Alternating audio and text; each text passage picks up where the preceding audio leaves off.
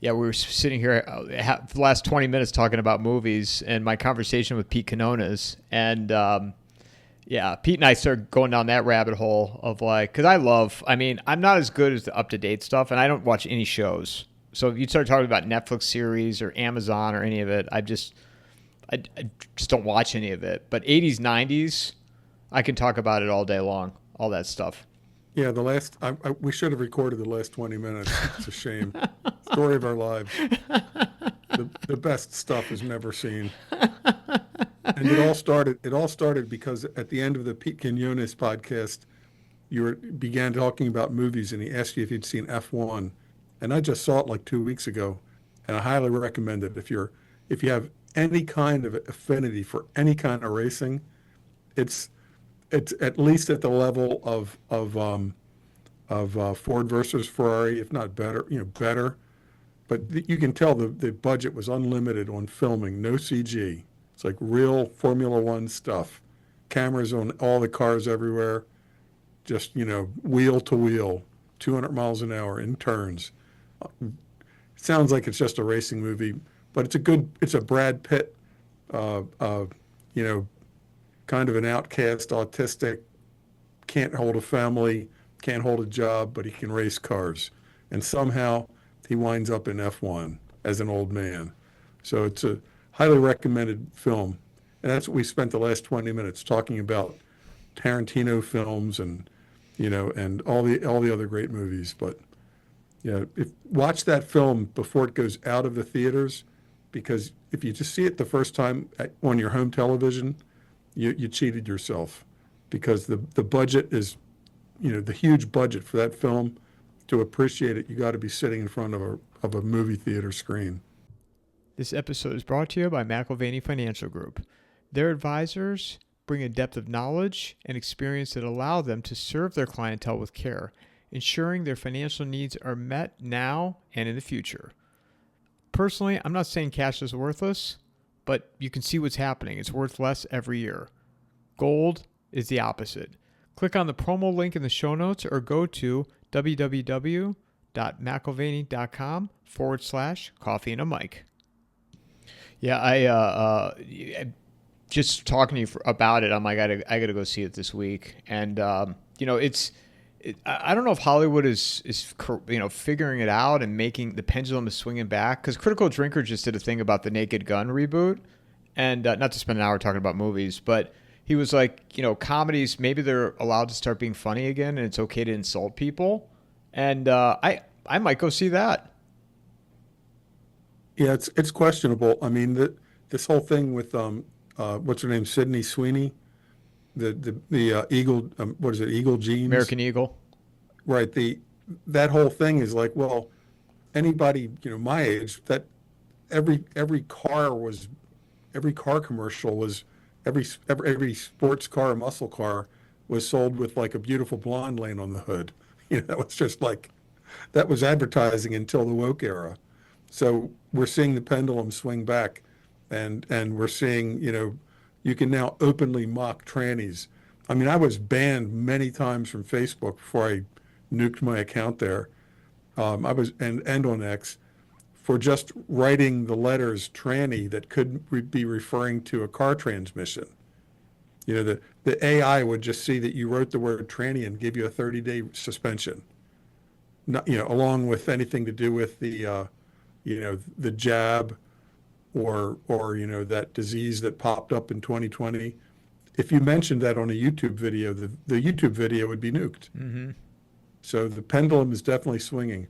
And for whatever you want, all the good, bad, positive, up, down, Elon Musk, at least, by buying X, pretty much liberated free speech across the board, because Facebook can't just completely nuke free speech, because all they'll do is drive their customers over to X. So we can now at least speak about forbidden topics. I just watched the Pete Quinones podcast you did. There all my life you could almost never talk in the media about any kind of these conspiracy theories about certain people that have an outsized influence in the world, you just automatically stayed away from that. It was like a third rail. Can't discuss it. I wasn't sure. When I put that conversation up on YouTube, I was like, and for people who haven't listened to it, I encourage you to. But I was like, God, I wonder if this one's going to survive. Because I've gotten a strike, I've gotten a warning, and but it's there. So, and we all know that this isn't something permanent. If you've lived, just in my experience, living in Florida, et cetera, a lot of my life, the communist regimes would sometimes do a liberalization period because their economy was just totally getting choked off by, full bore socialism. So they'd say, okay, we're going to have a liberal period. They wouldn't say it's a liberal period. This goes all the way back to the Soviet Union in the 1920s, when the teens into the early 20s, they used what was called war communism, which would be like full North Korea, right? And then the economy is totally choked off. So they say, okay, we're going to have the new economic policy, the NEP, and you can have a restaurant, and you can start a business. And this is always just a way of like jump starting the economy again. Cuba did it several times, in the 80s and 90s. Oh, we're going to allow, you can start a restaurant, you can have a small business. China did this in a big way in the 1950s with something they called the Great Leap Forward. Let 1,000 flower or let 100 flowers bloom, and everybody goes for it. Like, wow, freedom has returned to Bolshevik Russia, to communist Cuba, communist China. Freedom has returned. I'm going to let my capitalist freak flag fly, and I'm going to open a restaurant. I'm going to open a car repair business. And as soon as the economy starts rolling again because of free market principles, the communists in charge say, wow, we're losing control. If this goes any further, they might be having a counter-revolution. So then they use the list of all of the owners of the new businesses for the new purge list. So what I'm getting at is, don't think that like free speech on X is something permanent. We're watching in Germany and in Britain especially, and coming soon probably in Ireland, extreme censorship. Extreme. If you criticize immigration, the police can come to your house and take you to jail for they'll say you're like stoking interethnic violence. So don't assume that this miracle we have with X at the moment is something permanent, because either the next regime comes in and flips the switch, and they'll say, okay, who were the most ardent right wingers that shot way up on X in the last 4 years under Trump? Well, first day they're gone, right? And that's only going to be 2 or 3%. So like back in the old days on Facebook, the 97% are going to say, well, it's a shame all these guys got banned, but you know what? I'm using this Facebook platform mostly to like sell my website and my products. So I'm just going to stay here and plug along, and I'll self-censor. I won't talk about, the jabs or immigration or, topics that are taboo today. And everybody will forget about all of the guys like the Daryl Coopers, that are just, the Ray Unzes, or that are just banned. Oh, not Ray, what's his name? Ron Unz. Yeah, Ron Unz, that are just banned for years. I mean, even what's the American Renaissance? Jared Taylor. Jared Taylor. I mean, Jared Taylor is one of the most civilized, well-spoken, polite people on the planet. And he's completely banned for years and years from everywhere because, well, it's because he's so reachable. It's because he doesn't sound like a crazy person. That makes him more dangerous because people might watch his videos because he makes a lot of sense and he can easily, get the disinformation across. So they banned the most effective speakers. I mean, I've watched my X channel will stay like on 36.6 thousand followers for weeks, no matter what. It's like sometimes I go backwards. You know, that when the Twitter files thing came out a couple of years ago, Matt Taibbi and Schellenberg and those guys, they found out that there were all these FBI former, quote unquote, former air quotes FBI agents who were working at X, at Twitter, basically in the censorship department. There were so many former FBI employees at X that they had their own inside of X email group called, like, you know, the former G-Men or something like that. They were never fired.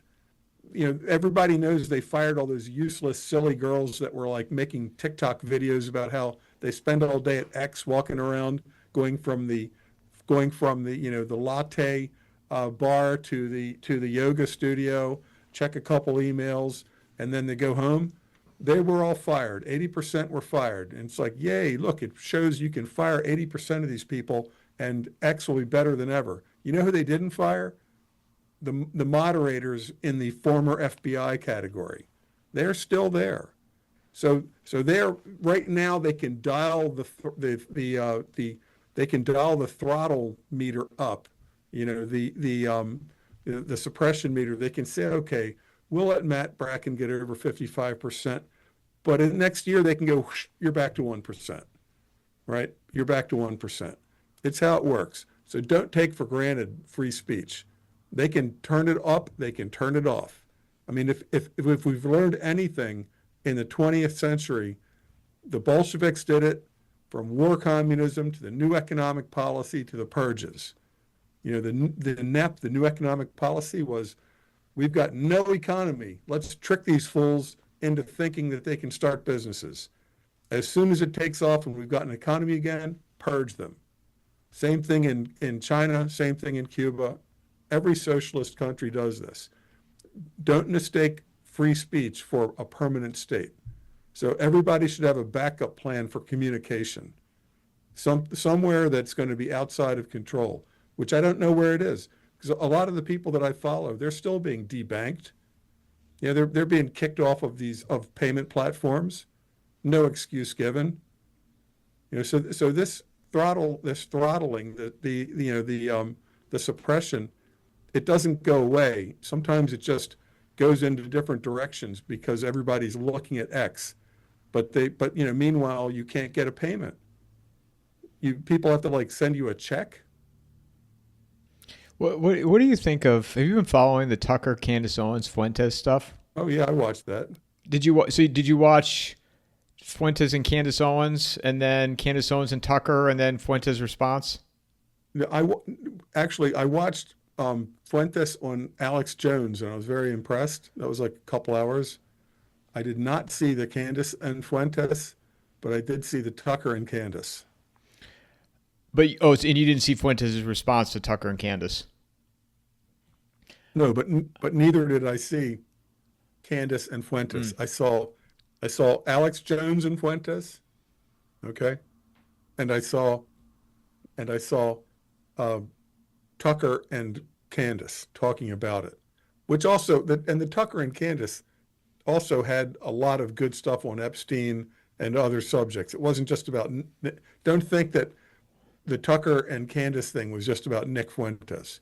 That was like 20%, 15%. It was much more wide. It was way more into the Macron's, you know, tranny 40 years older predator, quote unquote, wife, when he was a 14-year-old theater kid, and the 40-something-year-old male teacher, predators on him. I mean, that's to me the main part about the Candace thing was that, not Nick Fuentes. So you've got in Canada, you have a theater boy of dubious gender who somehow all the doors open up and he becomes the Prime Minister of Canada. And in Ukraine, you have a gender fluid theater boy named Zelensky who, you know, was doing acts like pretending to play the piano with his, you know what, where our hands are up and I'm playing Hava Nagila. So if you're a Jew, this would be like a Catholic playing some mocking the Pope thing on a piano with your hands up, right? playing Hava Nagila with your hands up, so you're making the audience thinks you're playing it with your wiener, right? And then the next job you get is a TV show playing a comedian. I mean, this is like all Truman Show. This is all predictive programming in real life in front of you. So he goes from like a shock comedian, play the piano with your wiener, including mocking your own supposed religion with playing Hava Nagila with your wiener. Then you go from that to a TV show where you are playing a comedian who saves the country by running for president and being a great president, okay? To being in the real world. So the whole thing is such a sham that how we're just played with, with these actors. So the Candace Owens Tucker Carlson thing really got deep into that. So Justin Trudeau, theater boy, gender bender, Prime Minister of Canada. Zelensky, theater boy, gender bender, Prime Minister, President of Ukraine. Macron, predatored at 14, definitely a gay guy. I mean, you see the pictures with him surrounded by men. He's like orgasmic. And he's got this ugly, stern, tranny, quote unquote, wife who was like a 40-year-old male teacher when he predatored on this boy at 14. His first job is like, Rothschild Bank of France. He goes from it's like Epstein. It's like Jeffrey Epstein. You go from nobody, like barely a college degree, to suddenly people are giving you billions of dollars. And then you're the president of France. It's just, we're watching a show. Don't you think that, like hearing this, though, doesn't it make you question J.D. Vance then as well? And his rise to power? Absolutely. No. He says the right things, but, But the book and meeting Peter Thiel in law school and the venture capital group. But I think yes. And so sometimes doors are open for people. Like Obama had all these doors open for him. Obama became a senator in Illinois, a state senator, and then a senator in the same way. Your opponent gets nuked at the last minute by unsealed revelatory court documents that were supposed to be sealed. 3 days before the election, some presumably Democrat judge decides to unseal records showing that your opponent was a wife beater or, some kind of nasty person. That's how he became a state senator and a U.S. senator, boom, boom. This doesn't happen in the real world. This is like going back to Hillary Clinton's cattle futures. It's possible that you could just have a great idea in futures and options and win a, 50,000 to 1 bet. It's possible. You could know nothing about horse racing and walk into the Kentucky Derby and randomly pick the trifecta. It's not impossible. But if it happens to a politician, you have to think somebody gave them an inside track. It's like Nancy Pelosi and all of her stock picks. Somebody's opening doors for these demons. So Zelensky, Macron, Obama, Trudeau, and I'm sure there's many others. At this point, I assume most politicians, they're not picked on their merit. They're picked on how controllable and blackmailable are they. And this is why I'm fascinated with all the Epstein stuff, and I keep going back to Epstein over and over again. And I think that 99% of Americans are totally missing the point. They're still saying, Kash Patel, Bongino, Pam Bondi, President Trump, this record, that record. Maybe the record is being changed. Maybe the Democrats had the record and they purged the Democrats out of it. It's like you're all missing the point. The point is that the Mossad's got it. It doesn't matter what they do in Washington, D.C. The blackmail's from Tel Aviv. Right? The blackmail's from Israel. It doesn't matter what they do in Washington. It has no bearing on anything. Today, I always heard this, and I actually looked it up on Google Maps, Street View and Google Maps 3D. So I asked Grok, because I'd heard this, is it true that Jeffrey Epstein and Howard Lutnick were neighbors? It's like, yes. Jeffrey Epstein lived at number 9, 71st Street, Upper East Side, Manhattan, right off of Central Park. And Howard Lutnick lived at number 11. So these are like a block where the middle part of the block is two, like, 4 or 5-story mansions. These are like, I don't know how many thousand square feet, but right in like the exclusive part, Upper East Side. Lutnick bought his place from an Epstein holding company. So Epstein already had billions of dollars in the 90s.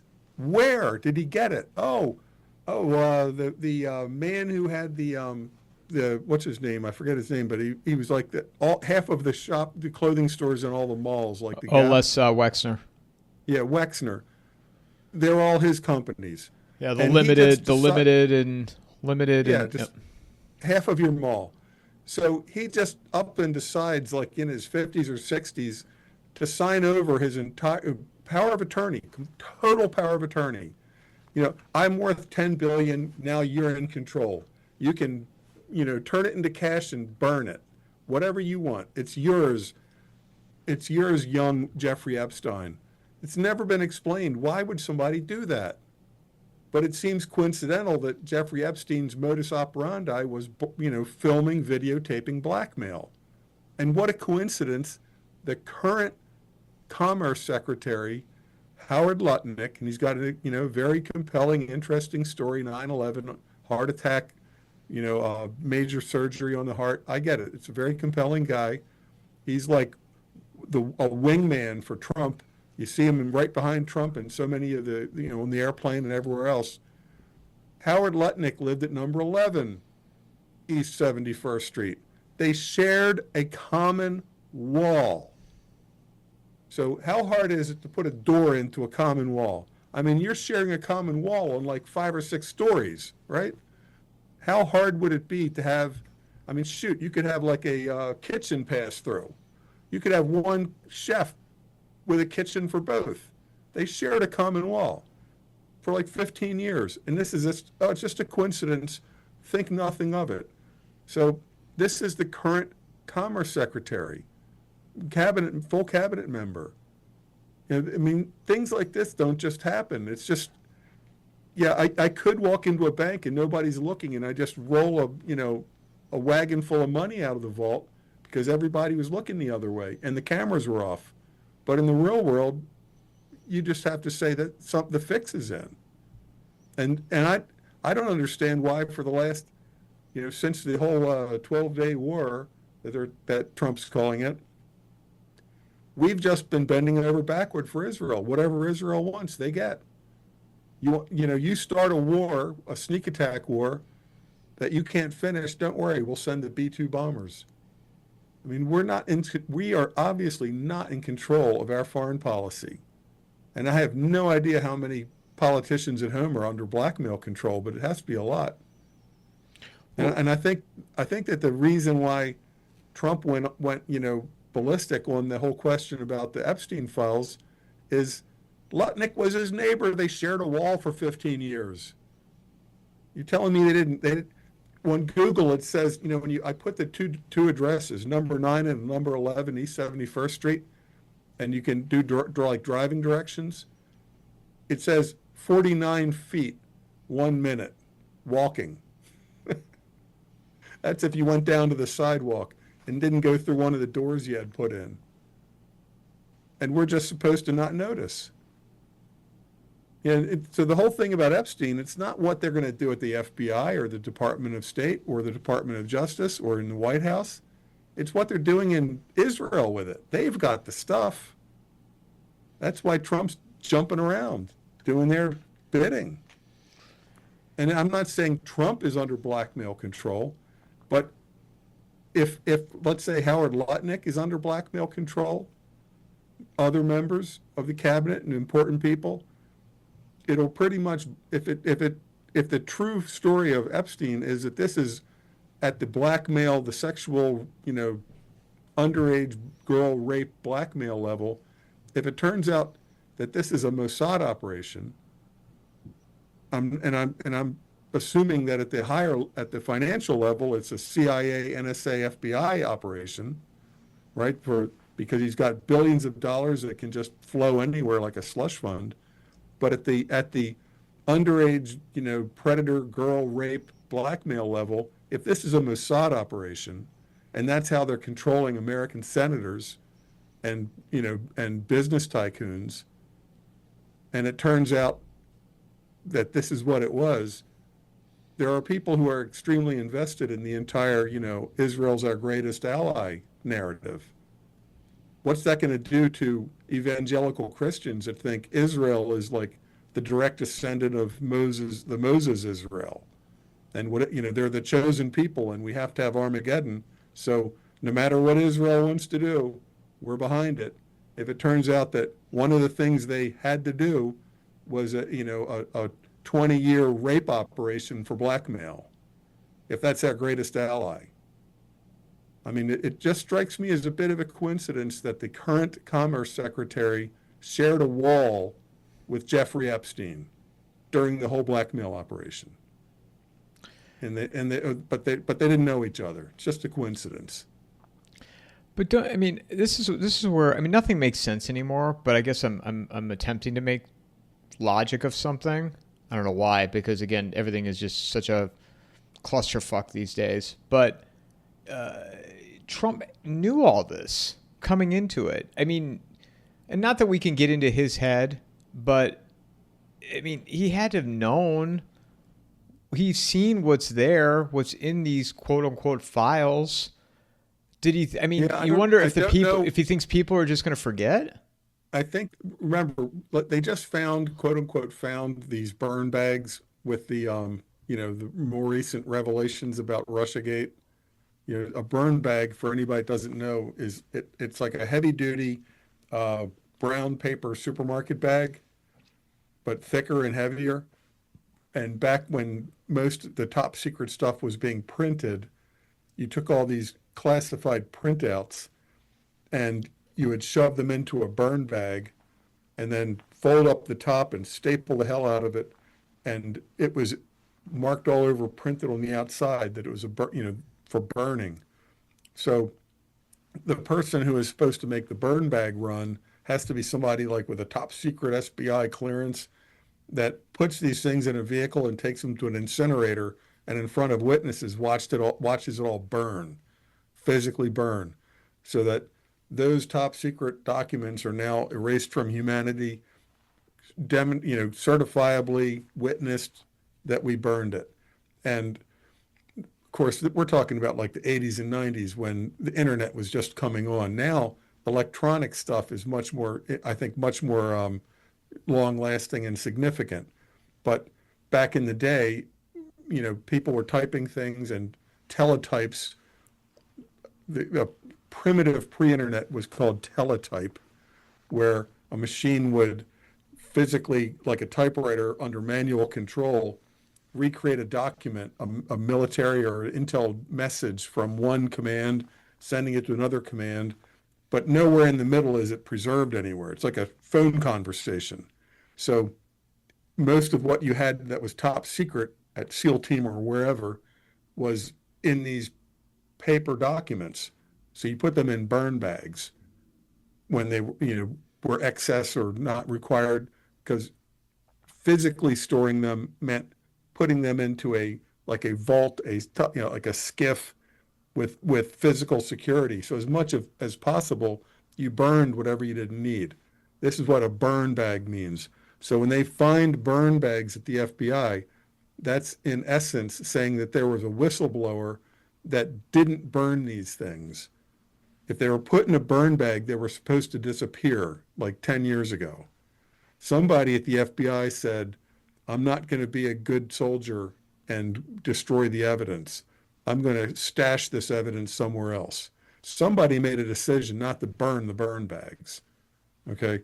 But the stuff, for example, the Epstein stuff, that would go to the Israeli consulate in New York every week, or a cutout, some treadstone, like Jason Byrne, some treadstone or 3 Days of the Condor, CIA cutout, Mossad cutout building. The tapes that Jeffrey Epstein is making, they're not just staying under in a a room controlled by Jeffrey Epstein. That's the whole point. It's not Jeffrey Epstein. Jeffrey Epstein's just the face on top of a Mossad operation, as far as I'm concerned, where the CIA and NSA are willing to overlook everything because whenever we need to shift a few $billions around, Epstein will be available. And they just sort of overlook all the adolescent girl rape as like, well, a necessary evil, collateral damage. And if people think that that would never happen, in Afghanistan, we explicitly had that happen, where Green Berets were hearing boys being raped and busted in and saw the Afghan army colonel raping the 13-year-old boy and beat the shit out of him. Then the special forces are sent home and cautioned to just say, this is their custom, this is their practice. You just got to ignore the rape of young boys in Afghanistan. So you don't think this would happen in the USA? And I don't think that the people at the CIA, FBI, and NSA necessarily knew about the girls being abused. They were just being told Jeffrey Epstein belongs to Intel, like the court case in Florida. Jeffrey Epstein belongs to Intel, hands off. So for the FBI, NSA, CIA, they're saying he's this very useful financial conduit. And he has this thing about young girls, but we don't want to go there. But the Mossad was all there. The Mossad was there 100% of the time. So the videotapes and all of that blackmail, that's not being held by Jeffrey Epstein, to be found later by the FBI, to maybe be burned or put in a burn bag to be hide for 10 years, maybe to show to Trump or maybe to hide from Trump. That's not even the point. The point is it belongs to Israel. So Bibi Netanyahu still has all of it. And you can say, okay, well, Epstein, that all stopped 5 years ago or 10 years ago. Yeah, but how many senators are being controlled like a dog on a leash? I mean, that the guy Wexner, what man, I forget if he's like in his late 50s or early 60s, what 10 billionaire signs over his entire fortune to a man 30 years younger, full power of attorney? You can close my companies down. You can spend all the money on the biggest mega yacht in history. You own my fortune. Only blackmail explains that. And so how many of our billionaires, how many of our senators are still under blackmail? I mean, I look at people like Lindsey Graham, and I just wonder, why is he so hell-bent on starting World War III? Why are these guys so hell-bent on excusing what Israel's doing in the Gaza and the Middle East?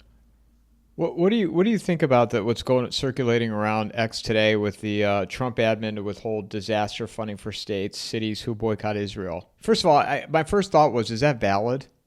Because he can put anything out there. He puts anything out there on tariffs.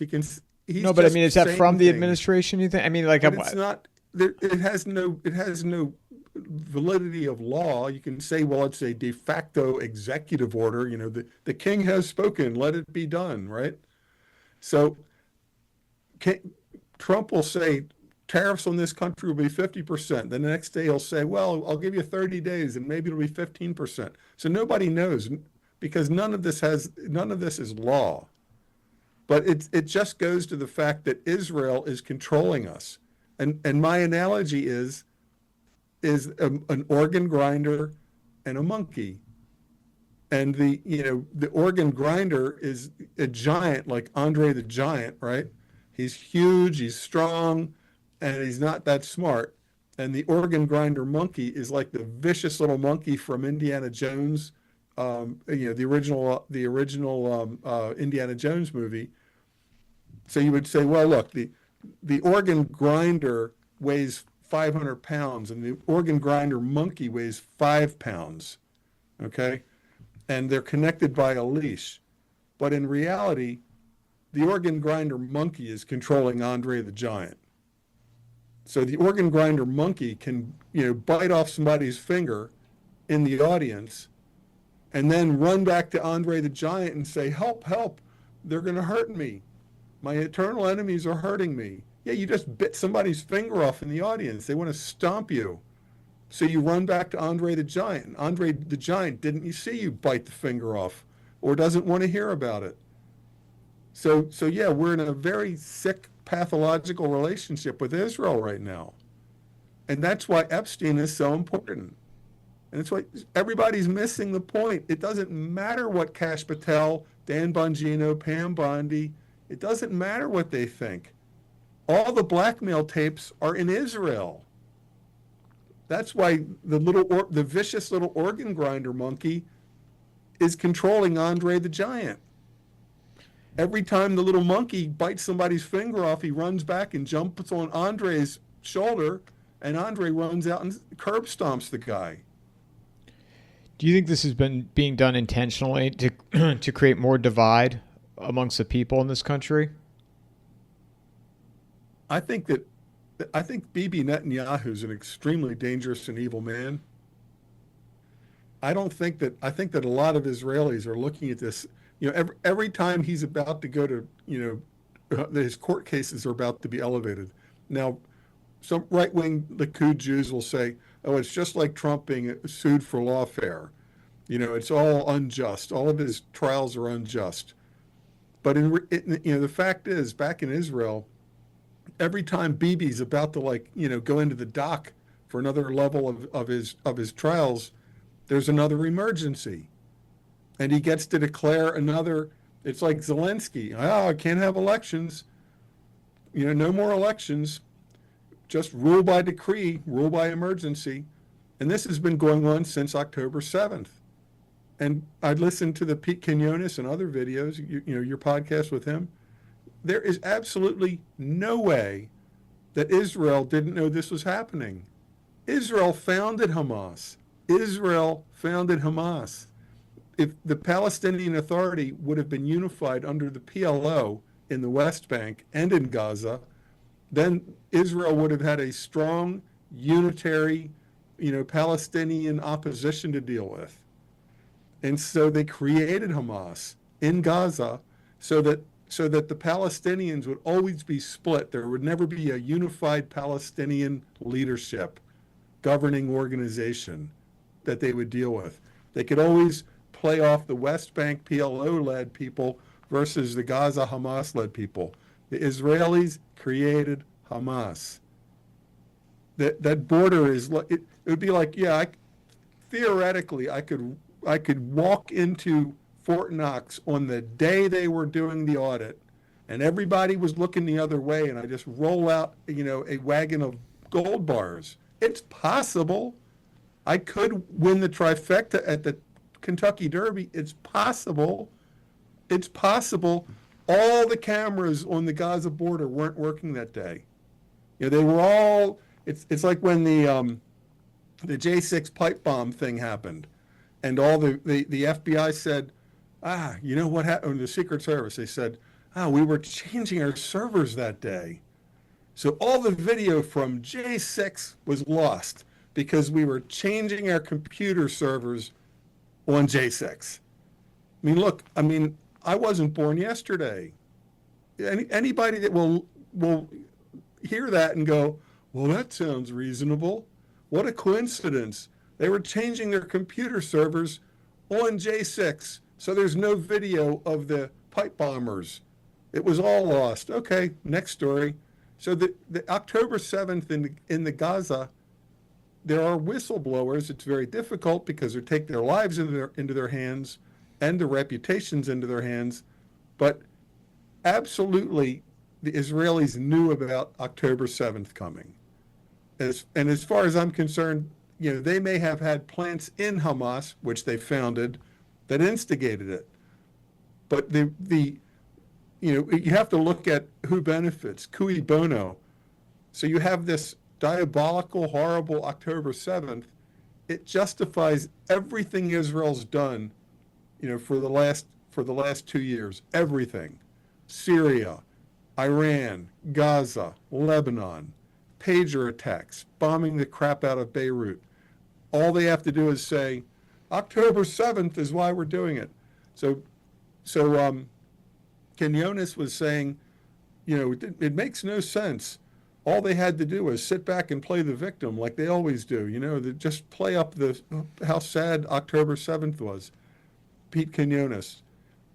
I go to Michael Yon, who says, if you keep being surprised and if you keep saying, this makes no sense, I don't understand it, your paradigm is wrong. You need a new paradigm. If you keep saying this makes no sense, then you're like Indians seeing your first rifle, your first musket.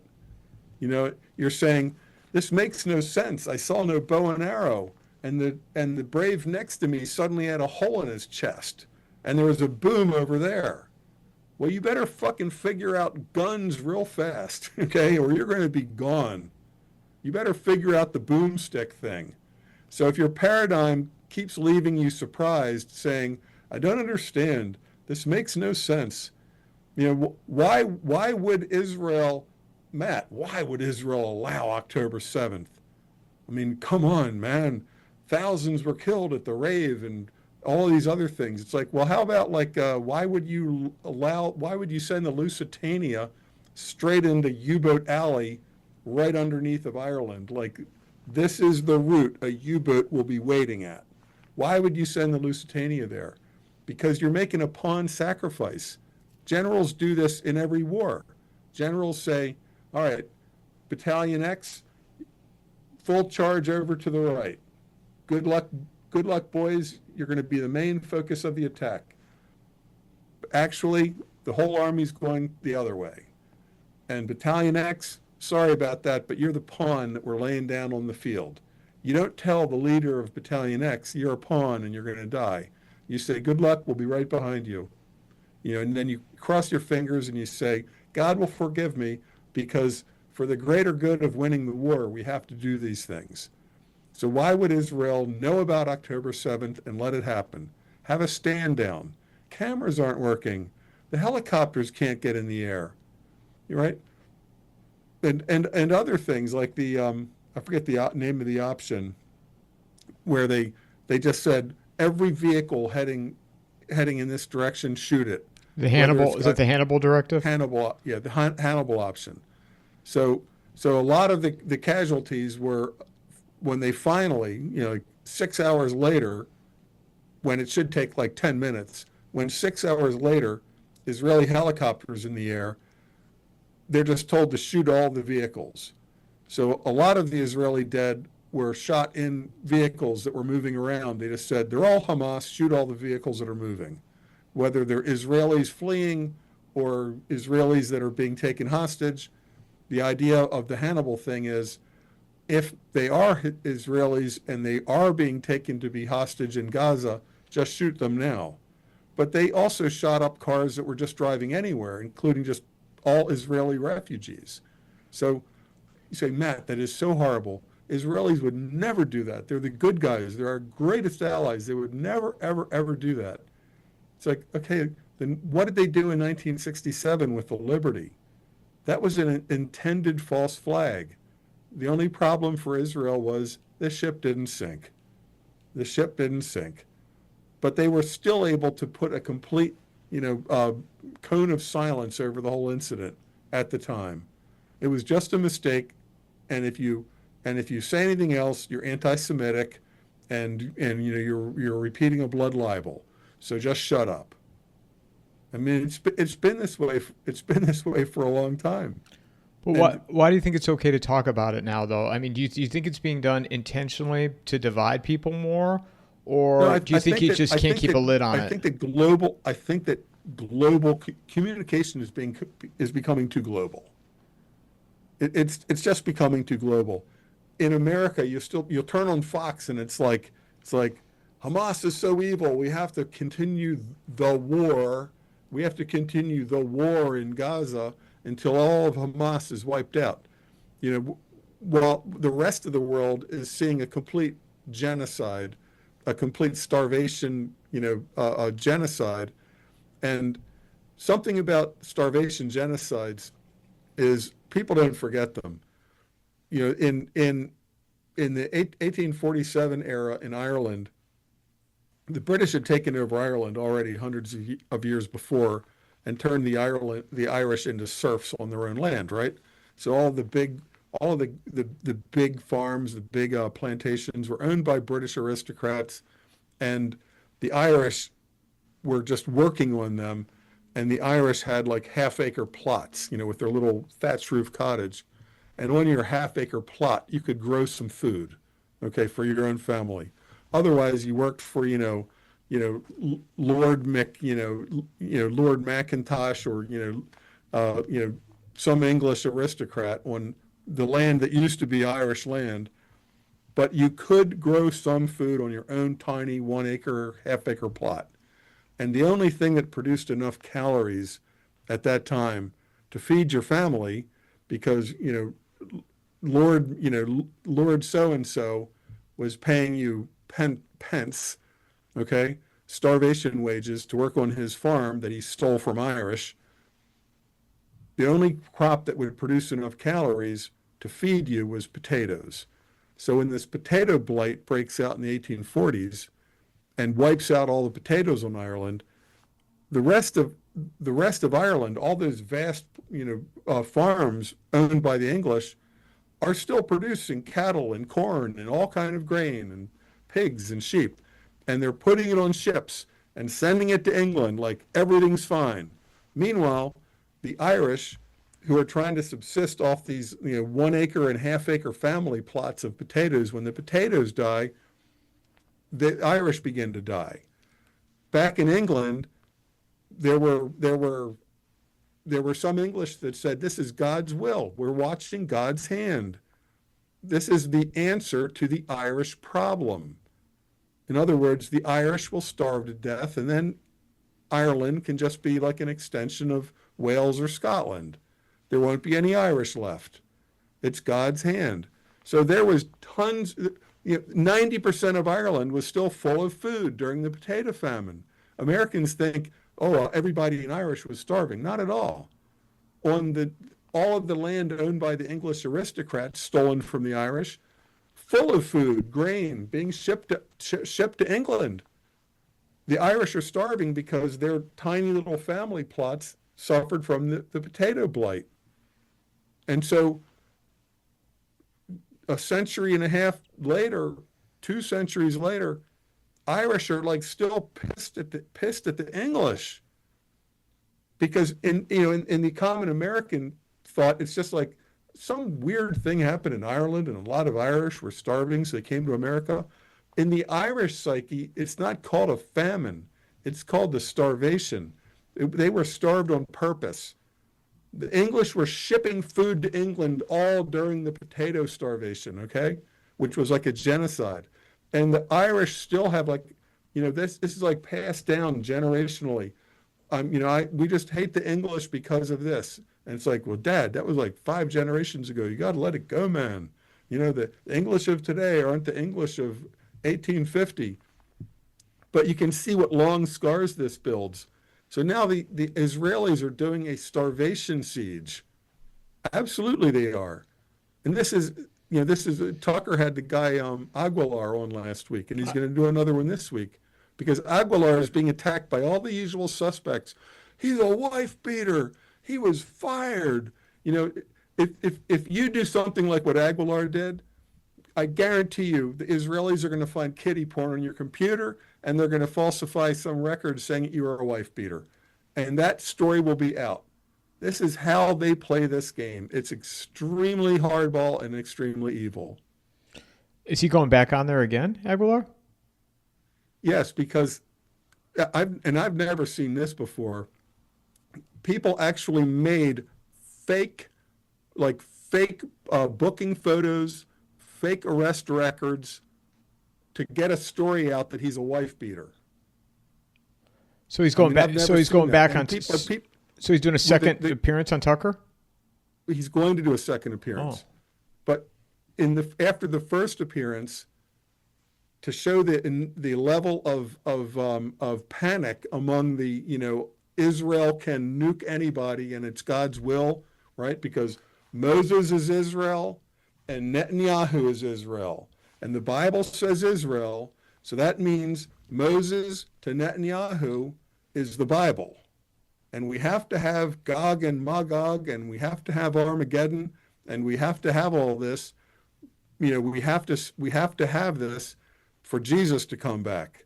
So if Israel fires a nuke at Tehran tonight, many American evangelicals will say, well, then God willed it. It must have had a reason because Moses, Israel, Netanyahu, Israel, Bible means it's good. And I mean, I've watched like Martin Armstrong. You got to get him back on again.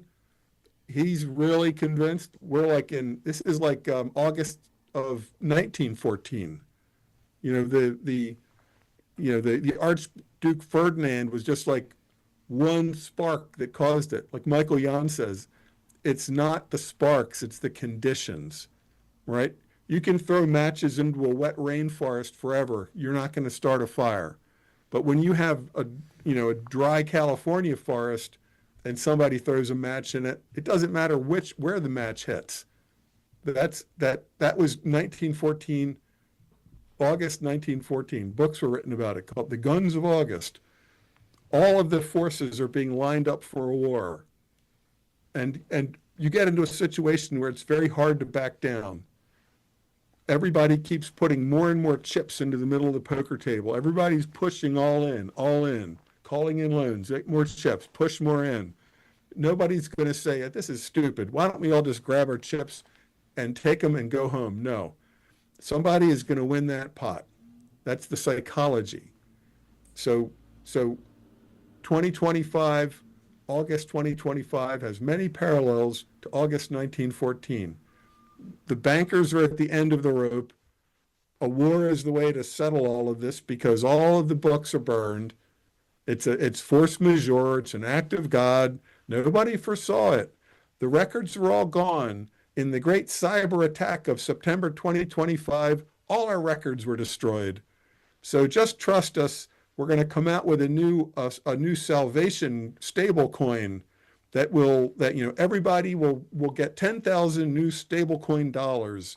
And that's how you can get food because we understand the supermarkets have been closed for a month and everybody's pretty hungry, but the smartest minds in the whole country have gotten together and they have figured out a new system. It's going to be the stable dollar and you're all going to get 10,000 stable dollars. And the supermarkets are going to get more food. And you're going to go down and get some food at the supermarket. And Americans will be saying, thank God for these geniuses that gave us the digital stablecoin dollar. And we can get food again. I mean, this is so easy. It writes itself. I mean, this whole thing just writes itself. And you don't have to be a genius. You just have to read history. What are your thoughts then? Let's shift over to Russia. Well, before we shift over, what is the future of Israel as you see it? I think they're doubling down and doubling down. And I don't think that everybody, by any stretch of the imagination, everybody in Israel supports Bibi Netanyahu. But he's like on a thunder run. He's on a do or die run. And there are what's the term? End times believers in all these religions that think that we have to instigate, we have to like blow up the Dome of the Rock, to bring the Jewish Messiah back, or we have to have the Battle of Armageddon to bring Jesus back, or we have to bring the seventh Mahdi back, So you don't want to feed people who have these delusions. It's like the film Dr. Strangelove. You've got the crazy general, General Ripper, who's delusional, and he's sending off the B-52s to start a war that he knows can't be stopped. That's the premise of Dr. Strangelove, and And you don't want people like this around bombs. And we do have people like that around bombs now. There are American generals saying we can win a nuclear war. I mean, in the last few months, there are American generals saying a tactical nuclear war won't necessarily go full nuclear, and we can win it.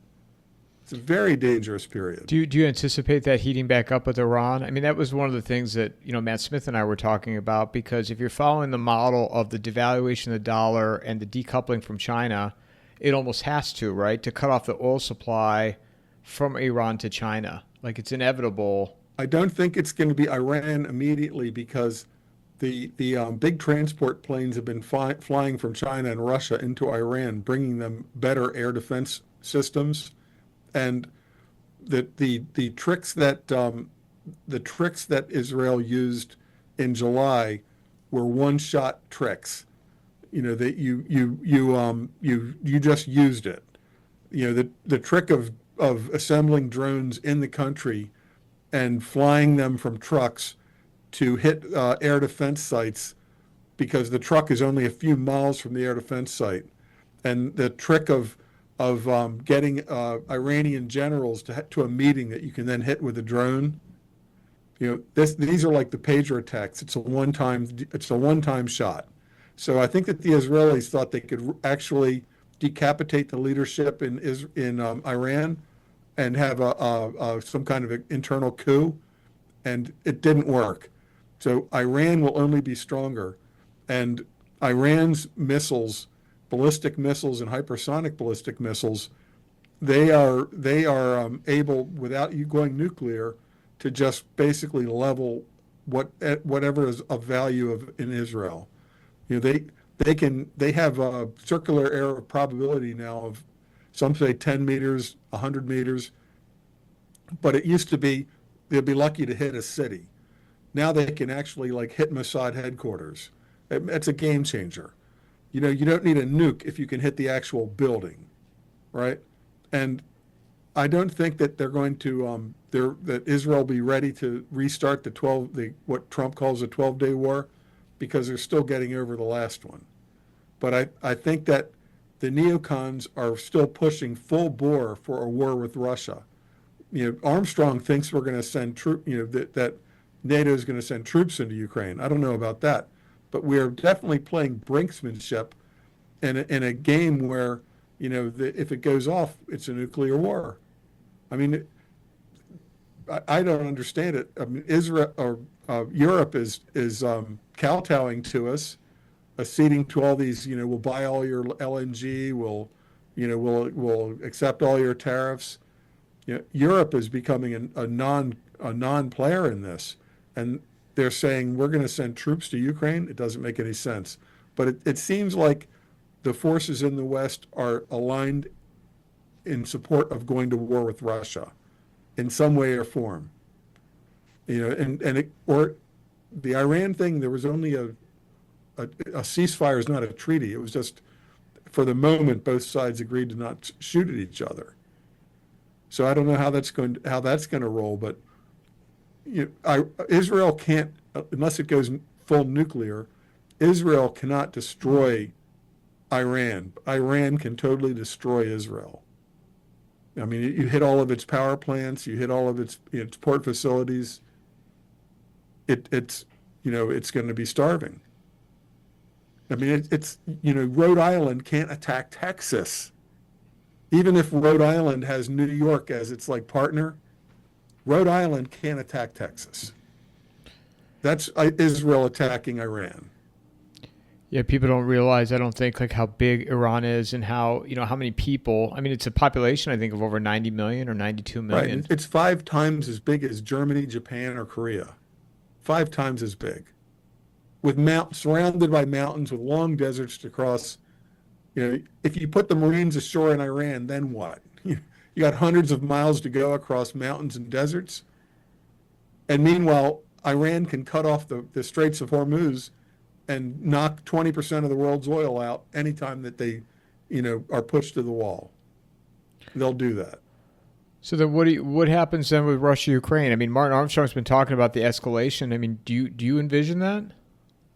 I think that Trump is being led and advised by people that are completely delusional. Trump's not a deep thinker. I think he's getting a little bit of Biden disease in terms of he's Age. still able to talk to the press for hours, but he's making less and less sense while he does it. Saying that Ukraine has like a 14-1 kill advantage against Russia. It's like, how is Russia still advancing? How is Russia taking territory? And the people who are advising Trump, I think, are, completely the neocon faction is rampant again. And I have to say that Susie Wiles, being the staff officer, chief of staff, she is the gatekeeper. Nobody sees Trump unless they get past Susie Wiles. She's a very bright woman. In 2020, when she had some spare time, Bibi Netanyahu's people asked her to come, to Israel to run his campaign. In the espionage world, this is a recruitment pitch. The Mark doesn't know it. The Mark thinks like, some starlet in Hollywood. Wow, the Weinstein brothers just think I'm a great actress. And all I got to do is go to dinner with them and talk about the next movie project, right? They just think I'm a great actress. So Susie Wiles goes to Tel Aviv to run Bibi Netanyahu's reelection campaign. That's a recruitment opportunity. The Mark doesn't know it, okay? But once you're there, What's the mark? What's the mark? What do you mean by the mark? The person being recruited. Oh. When you land in Tel Aviv, they don't say, "Hi, I'm from the Mossad and I'm here to recruit you. Here's my Mossad card," okay? And our goal, Susie, at the end of this month, you're going to go back to Washington, and for the rest of your life, you're going to consider the fate of Israel like the most important thing in your life. You're not met at the airport like that, okay? The team assembled to recruit you has been looking at you and studying you and saying, well, she's not a gambler. She's not, you can't manipulate her with sex or money, but we need her to be in our stable of agents. She'll never know it. She's never going to sign a document saying, I am now an agent of Mossad, okay? But when she leaves Israel after her time working as Bibi Netanyahu's campaign strategist, everybody she has come in contact with, okay? The person putting copy paper into the copying machine is going to have a Auschwitz number on his arm. You know what I mean? It's going to be, oh, Israel, we're the last hope of the world. So how do you get people like Mike Huckabee to be like, how does Mike Huckabee become a person, or for that matter, Dan Bongino or Pete Hegseth? I mean, Pete Hegseth has like a Hebrew saying on his arm, right? These people believe Moses, Israel, Netanyahu, Israel, God says, Bible says, okay? That's very powerful. So Susie Wiles goes to Israel. She's working for Bibi Netanyahu, and it's a recruitment pitch. It's a 360-degree recruitment pitch. She's never told this. There's never a dinner where somebody says, Susie, at the end of this 2 weeks or month, you are going to be a Mossad agent. That is never happening. But there are people in conferences that are saying, how do we appeal to her? They study her psychology, her history, her family, everything, and they say, where do we make an approach? What's the effective way so that this woman, when she goes back to Washington, and I'm not just saying that they didn't know at the time in 2020 Susie Wiles would be Trump's campaign manager. They do this so an example. Bill Clinton is a what do you call a Rhodes Scholar. So he's in Oxford, like 1980. He decides to go to Moscow, Russia, height of the Cold War. A Rhodes Scholar going to Moscow, Russia at the height of the Cold War is going to be like they're cheering at KGB headquarters. We got another one. Doesn't mean they're necessarily going to recruit him, but from the time Bill Clinton gets off the airplane in Moscow until the time he flies back to England, every person he's met in Russia is going to be part of a recruitment pitch. Okay? The prettiest girl he ever met at the bar. Everybody he's met is going to be buttering him up, boosting his ego, and maybe doing a little bit of subtle blackmail, like, you're sleeping with some girl and it turns out she's only 16. So they may put some of that on you in the background in case they need a blackmail card to use later. Or maybe they don't need to. So they can just have it all like you're just happy to leave Russia and now you understand the Soviet position. Now you're more aligned with how the Soviet Union has done such great things and they're misunderstood in the West. So a Rhodes Scholar goes to Moscow in 1980. It's every single person he comes in contact, the taxi driver, the person at the hotel, it's all part of a subtle recruitment pitch. So Susie Wiles goes to Jerusalem. She gets the invitation. You're so brilliant, Susie. How would you like to come to Israel and be Bibi Netanyahu's strategist? We'll pay you X amount of money. She's not thinking, oh, they're going to recruit me. She's thinking, great. I love Israel. Been there before. Maybe, I'm going to go to Israel. It'll be a great time. I think Bibi Netanyahu's a great conservative leader. But every person she meets from the airplane coming to going is part of a recruitment package. This is how the world works. And most people are totally oblivious. Like most people are still talking about the Epstein files in terms of what are they doing at the Department of Justice and the FBI in the White House? They're missing the point. The FBI files are in Israel. Talk to Bibi Netanyahu about the Epstein files. Don't talk to Bakash Patel, right? Whatever they've got at the DOJ or that's been burned or hidden in burn bags or whatever, it doesn't matter. It's the Israelis that have it. So Susie Wiles, it'd be like if some student got a scholarship to go to Beijing University to learn computer science, okay? It's not an accident.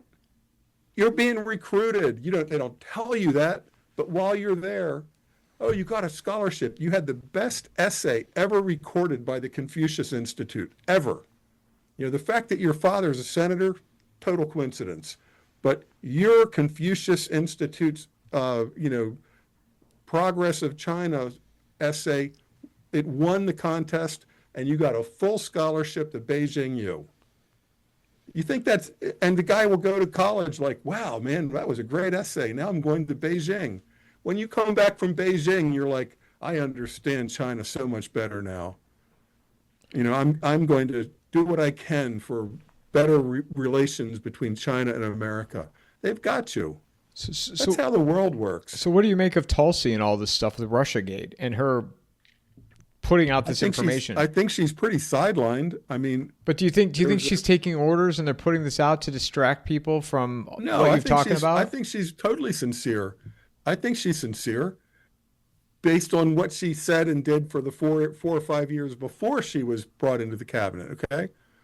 Before she was brought into the cabinet. But there was a cabinet meeting 3 weeks ago where, you've got like Trump and Hegseth and Rubio and all the cabinet officials like education and energy. And Tulsi Gabbard is like so far out of the picture that you couldn't see her unless the camera panned like sideways. Okay. She's supposed to be the national security advisor, whatever her position is. She's supposed to be on top of CIA and NSA and FBI, all that intel. At that cabinet meeting, and the cabinet seating is like a Susie Wiles thing. That's at the level of like when you walk into the room, look for your name card, okay? Hegseth, Rubio, and it's like Lutnick and all these guys, and way down there is Tulsi Gabbard. So, because she's not Team Israel, I don't think she gets much face time with Trump. Now, they can let her be like the face of Russiagate, they can let her be the face of declassification for all the Russiagate stuff. The burn bags that they found unburned. They can let her be the face of that. That's sort of like a an insulated stovepipe that won't harm Trump in the more important Russia and Israel spheres, because she's in charge basically of releasing damaging information on his old enemies like Comey and Brennan and McCabe and all those people. There's no risk of her, though, affecting policy with Ukraine or Israel. She's out of that loop. And I mean, right now, Trump is being led by people that are complete Zionists. I'm sorry. I mean, Howard Lutnick, look, I posted on X. I couldn't believe it. I went to street level and 3D top view. Epstein and Lutnick shared a wall, like 5 stories of a wall. And they say, oh, they never met each other. They're just a coincidence. They happen to wind up sharing a wall. Remember, there's a song in the 70s, I think Tony Orlando and Dawn, knock 3 times on the ceiling if you want me, right? If you're sharing a wall with somebody, it's like, open the door, knock 3 times, open the door. I mean, and when all this started coming out, Trump is like, don't talk about Epstein anymore. Who cares about Epstein? Because if they've released that this was a Mossad operation, the sexual part of it, maybe not the financial part. See, this is how these things work. Being able to shift billions of dollars around, the CIA loves that. So they can just say, Epstein is intelligence, hands off of Epstein. That allows the Israelis at the Mossad level to run the sex and blackmail operation forever and control our senators and our billionaires. Who gets to Epstein Island? Who flies 20 times on the Lolita Express with the bedroom playpen in the back, with the 14-year-old stewardesses? Who does that? Who flies repeatedly with them? Goes to Lolita Island? They're all under blackmail control. So Israel's got that stuff. Doesn't matter what they have in Washington. Doesn't matter what they tell us or don't tell us. Trump's got a leash around his neck from Israel. And he doesn't perceive it as a leash. This is the thing. It's like Susie Wells goes to be Bibi Netanyahu's campaign manager. They don't meet her at the airport saying, hi, Susie, we're here to recruit you. And at the end of 2 weeks, like it's a timeshare pitch, right? At the end of this presentation, you're going to sign up for a timeshare. It's not like that. It's just a subtle, full court press. So Trump thinks, I'm doing God's work because Israel, like Susie says, Howard Lutnick says, all of my cabinet say, Pete Hegseth with the Hebrew letters on his arm. Pete Hegseth says, I watched Dan Bongino or listened to his podcast for years. He's against the neocons. He's against the Ukraine war. But when it comes to Israel, Israel number one. So a lot of these guys are like, oh, I'm against Victoria Nuland. I'm against the war in Ukraine. But Israel, whatever they want. So these guys get into the cabinet, and it's like, if we release what we know, everybody will think Israel is a crap country that's been using rape to blackmail our politicians, and that is just too disturbing for Americans to grasp with. Americans can't digest that. Yeah, I've gotten to a point. I don't give Trump a pass for any of this stuff anymore. Like No. And even you look back on his first presidency. I mean, warp speed, handling of COVID. Even though I don't know that I could have played it any better, but it was an utter disaster. And Yep. You have to be objective about this. And people that are saying, oh, it's not him, give me a break. It's on his watch. The Matt Smith Substack on AI and using DARPA, the theory of mind warfare. Theory of the mind. During COVID in England, they actually called an English Army unit, psychological operation unit, they called it the nudge unit. So nudge means you're being brainwashed on media, how we throttle social media, how we dial up and dial down people on social media. It's nudge, not a club over the head, right? A club over the head is do this or we send you to jail, club you over the head, but that may radicalize you and turn you into a rebel. Instead, they nudge you. It's like everybody knows the analogy of heating the frog slowly in the pot. Because if you threw the frog into the boiling water, he's jumping out, right? So everybody gets that they're going to turn the temperature up slowly on the frog. But another way of expanding that analogy is it's not just a pot.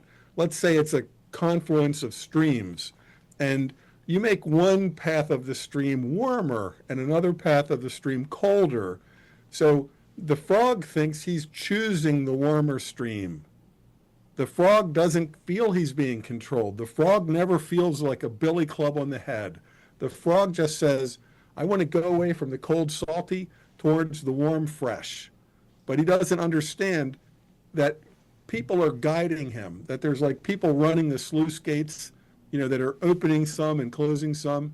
They don't see that. That's why the British unit was called the nudge unit. And we have our own nudge units. The University of Washington, which I think Matt Smith said they call it the University of Microsoft.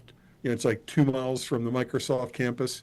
So they prostitute and hire all these professors to run these foundations for like studying disinformation, but they were basically used to throttle and accelerate social media accounts. So you never feel the billy club on the head. It's just that some people, they post every day, but nobody ever sees them. And some people, they post the message they want, and it's like everybody sees them. But it's so easy to do today. Well, but then also on top of that, it's all of this, like you saw the big tech last week in regards to healthcare, but they're collecting data, mining it all that way in order to collect intelligence on us. And Matt was referencing the adversary, which is they sell it as a foreign adversary today, but like we saw during COVID, the people were the adversaries. Yeah, we're the product, and they can now do it so seamlessly. I mean, this is even before the term AI was coming out. This is like more than 10 years old information.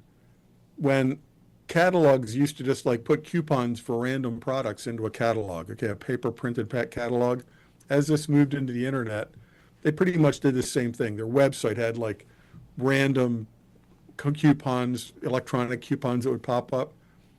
But when they started data mining, and data mining is just like a early form of what we now call AI, when they started data mining, they would look at all of your buying history and your website history.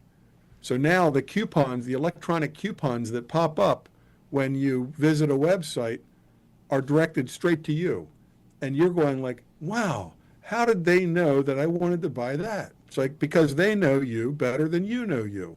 There's a saying that if you make, this is like an old saying, if you've made 20 social media posts in your life, we know you better than your neighbors. If you've made 100 social media posts in your life, we know you better than your family. And if you've made 1,000 social media posts in your life, we know you better than your wife.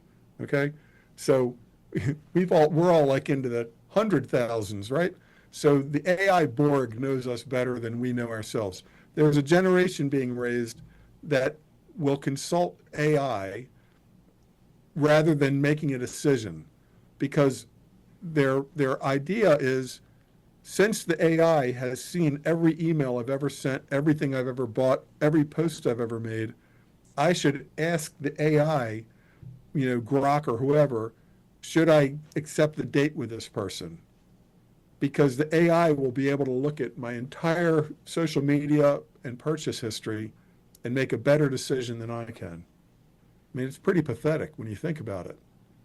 But we're easy, malleable tools in the hands of these people, and that's, I think that the whole Epstein thing, if it came out, would be so shattering. If it turns out, our great ally's been running a rape operation to blackmail Americans into complying with what they want. I'm back to Andre the dumb giant with the evil little monkey on the end of the leash, but the monkey is the brains of the operation. Andre the giant is just the big doofus that the monkey runs back to. When the monkey's pissed somebody off, he runs back and jumps on Andre's shoulder. Then nobody can attack the monkey. But people are so it sounds like I'm blackpilled on all the AI and everything, but now information is so global that they can't hide what's happening in Gaza, for example. I don't They think can't hide it. I don't think it's blackpilled. People have said that to me too, and it is what it is. Like this notion of I had a conversation with a friend of mine, in the area, and he was like, hope, and I hate that word now. I mean, I really do hate that word because of the manner in which it's used. Hope is not a plan. Well, yeah, and this conversation was referencing Q again, and I said, please, I can't handle this Q stuff. Trust the plan. Like still with this Q stuff, and it's like you can't cross your fingers and close your eyes and just hope this is all going to go away. I mean, it is what it is. I mean, yeah, you can still live a good life in your personal world, in your sphere. And, what you and I are talking about, it's not going to impact or change what's happening at that top level, but we're talking about it. But I do think that you should move to a place that has water. Do you know how many emails I get in regards to that? They're like, you keep barking. For a while, a show booker for a national show would call me on the phone, email me, then call me on the phone. And I'd always say, where are you? He's like, oh, I'm in Wyoming. Oh, I'm in Arizona. And so he was being a show booker from an RV, right? This is before Starlink. With Starlink, you can do whatever you do there from anywhere. I'm either gonna move to, I haven't said this on here yet, but I'm either gonna move to Ohio or North Carolina. That's my thought. I like Pennsylvania a lot, but that's kind of like a distant third. But either back to Ohio or North Carolina. If you're uncommitted in terms of significant other romantic interest, spend a year in an RV, man. Diesel. Get a diesel RV, not a huge one. Something, puts a bike on the back. A bicycle on the back. Something that's not conspicuous. Something diesel that you can just park on the Walmart parking lot. Do what you did this summer for a year. You can, with a Starlink, you can have everything that you do here, you can do with a Starlink. And then people will say, where are you now? And it's like, I'm in this state, I'm in that state. I mean, I've thought about doing the furnished apartment thing, like doing 30 days here and then 30 days there, and then just kind of slowly working my way back to the East Coast. Like RV. RV is not me, man. Do the Great Circle. I was staying in cabins and stuff, and like that's not. I'm not. You're a Navy SEAL, man. You know how to rough it. I'm a suburb. You make the RV homey. The way you like it. Then no matter where you are, you're like a turtle. The turtle doesn't care where he is. He's got his shell wherever he is. It's just the way he likes it. You could be in Montana for the end of the summer and do the big loop. Come down. You're always in the best month for that state's weather. Every month, it's like, what month do you want to be in Arizona? Oh, like December, January. You can do that. Yeah. And you can do the show, Starlink. Yeah. Yeah, I don't know that I'm built for the RV life. I don't know. Just 1 year. Yeah, 1 year. Yeah. Where can people find you? Mostly on X under my real name, and also on Gab. I parallel post on Gab, and I do Substacks when I'm motivated, which is not often. I'm doing other stuff a lot, but and here, Coffee and a Mike. As always, and Enemies, Foreign and Domestic. Yeah, I do have all of these books. I gotta be able to say yes. I have all of these. I do have all these books, so. You can just buy my books, and if they're printed books, then they can't disappear. This is my first and my last book, Doomsday Reef, Enemies, Foreign and Domestic. So no matter what happens with a solar flare ejecta or a cyber war, the books will still be readable.